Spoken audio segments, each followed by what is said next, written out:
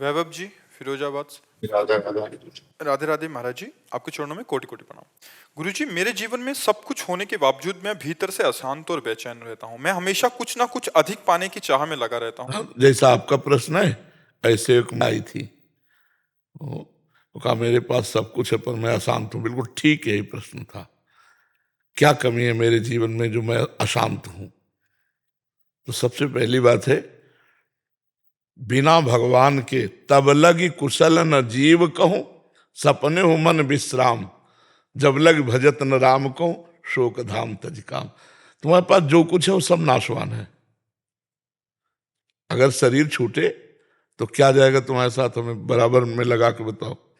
बराबर तो आप कुछ नहीं लगेगा। यही शब्द निकलेगा ना, कुछ नहीं जाएगा, इसीलिए अशांत है मन।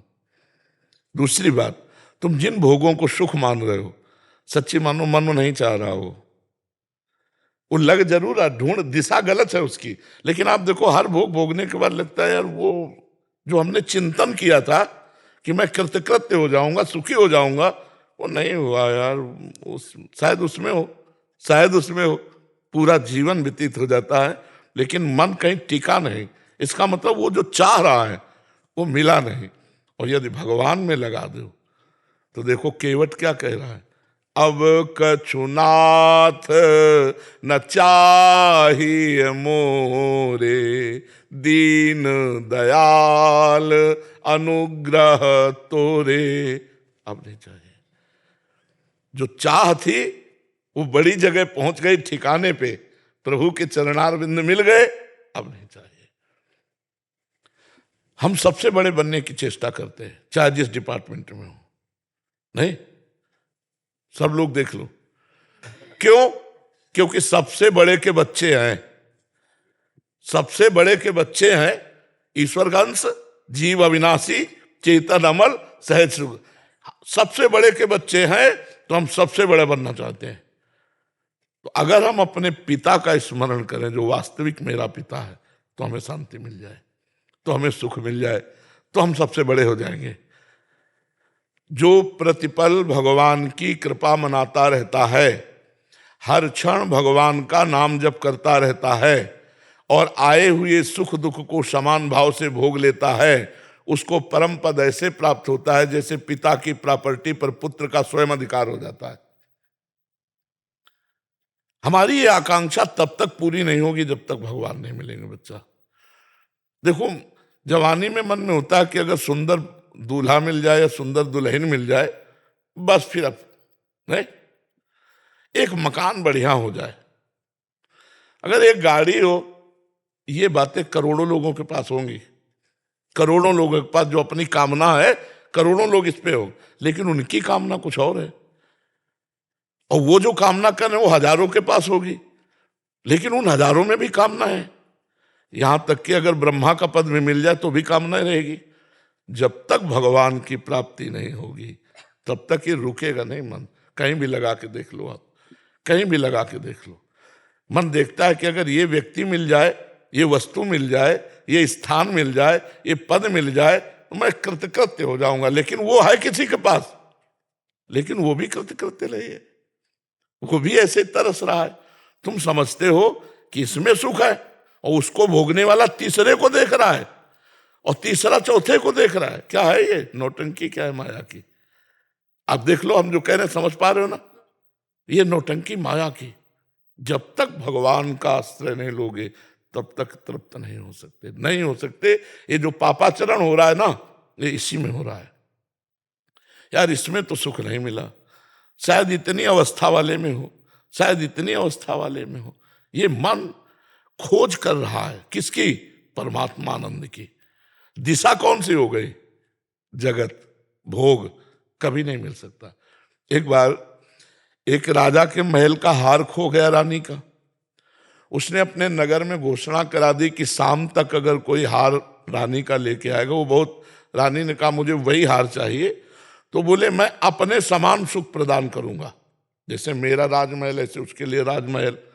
उसे सारूप्य, सायुज्य मोक्ष कहते हैं, सायुज्य मोक्ष कहते हैं। अब सब ढूंढने के लिए गए, कोई किधर कोई किधर कोई किधर ढूंढ रहा। एक आदमी एक नदी के किनारे ढूंढता शायद, तो अचानक दृष्टि पड़ी तो हार दिखाई दिया जल में।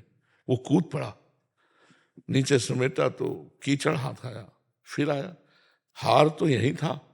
तो काफी देर एकाग्र खड़ा रहा, जल शांत हुआ, फिर हार दिखाई दिया, फिर कूद गया, शाम हो गई। इतने में एक महात्मा वहां भ्रमण कर रहे थे, उन्होंने उसकी चेष्टा को देखा, कहा बेटा क्या है?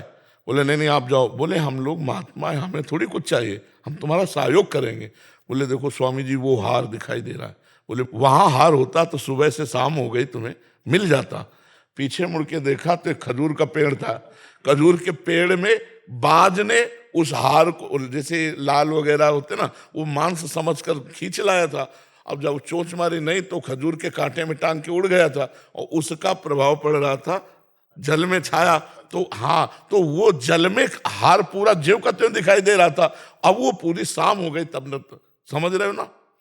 भगवान रूपी राजा ने जीव रूपी प्रजा को कि तुम जो मेरा स्वरूप आनंद है उसको खोज लो, आनंद को, तो मैं तुम्हें सायुज्य मोक्ष दूंगा। अब जीव आया, अब भोग रूपी नदी में आनंद रूपी हार दिखाई दे रहा उसको। धन का भोग कर लूं, पद का भोग कर लूं, ये सब प्रकार के भोग, खान पान का भोग, देखने का भोग, सुनने का भोग, आनंद इनमें दिखाई दे रहा कि नहीं दिखाई दे रहा? मिला किसी के हाथ में? आप देखो, वही जैसे वो कीचड़ हाथ में लगता है, वैसे पश्चाताप हाथ में लगता है कि यार पूरा जीवन हो गया, वो चीज तो नहीं है, इसमें होगा आनंद।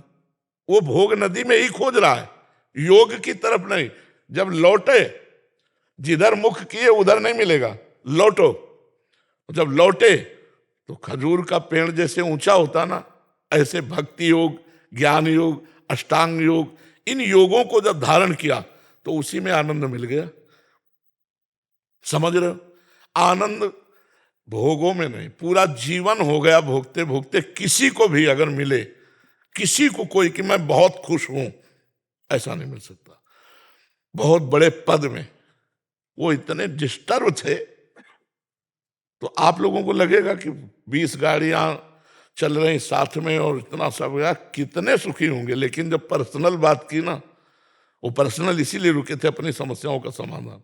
तो हमका नाम जप करो, हमारे पास तो एक उपाय है, अमोघ उपाय है। जासु नाम भव भेषज हरन घोर त्रैशूर, तीनों सूलों का नाश करने, दैहिक दैविक भौतिक तीनों तापों का नाश करने की सामर्थ्य भगवान के नाम में। तो संसार में सुख नहीं है, दुख यो नया, ये दुख में है। हम ढूंढ रहे सुख, हमारा मन खोज रहा है सुख, लेकिन आज तक नहीं रुका। महाराज ययाति ने एक अनुभव अपना लिखा है कि एक भगवद विमुख पुरुष को संपूर्ण स्त्रियां, जौ, धान्य, वैभव, पद, प्रतिष्ठा मिल जाए तो भी वो तृप्त नहीं हो सकता। भगवद विमुख, अगर भगवत सन्मुख, वो अनुभव इसलिए कि अपने पुत्र की 1000 वर्ष जवानी खुद भोगी, तब उन्होंने लिखा। अपनी तो भोगी ही, अपने पुत्र की 1000 वर्ष जवानी लेकर के और उसको भोगा, तब उन्होंने लिखा कि इन भोगों में सुख नहीं है। आप लोग तो उसी गृहस्थी में हो, संसार में हो। अगर नाम जप करोगे तो इसी में सुख मिलने लगेगा। कैसे?